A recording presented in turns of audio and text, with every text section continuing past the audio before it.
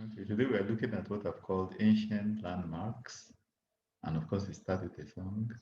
My hands are blessed, my hands are blessed with the blessings of the Lord, with the blessings of the Lord.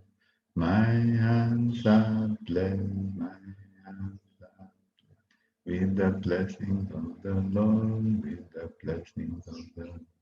Anything I touch surely must be blessed. Anything I touch surely must be blessed.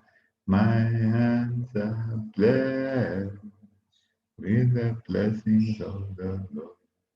Okay, actually, the scripture, forbids land encroachment, and the writer of Proverbs was, of course, taking a cue from Deuteronomy 19, verse 14. Thou shalt not remove thy neighbor's landmark, which they of old have set in thine inheritance, which thou shalt inherit in the land that the Lord thy God giveth thee to possess.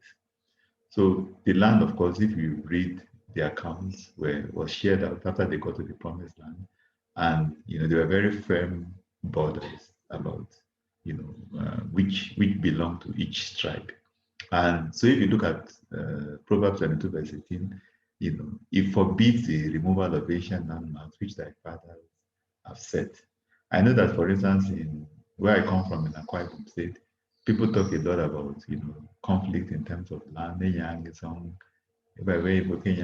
they start, quarrels among family members because, maybe in the past, either the father or the grandfather had pointed out the land by saying that from that palm tree to the other palm tree.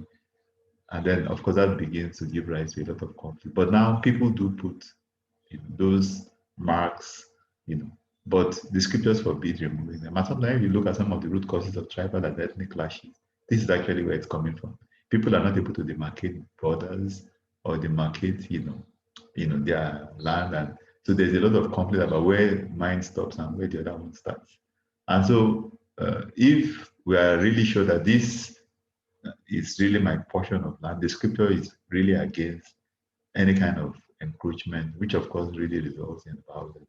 So the scripture is, everything is, the scripture is very spiritual because of course there's a concern about our souls, but also carnal things that the scriptures deal with. And this is one example. You know. So basically, for us to live life to the fullest, we need to go back to God's word. So keep and follow the words of this covenant that you may prosper in all that you do, not just in terms of land encroachment, but in every other areas of our life. This is, the way to go.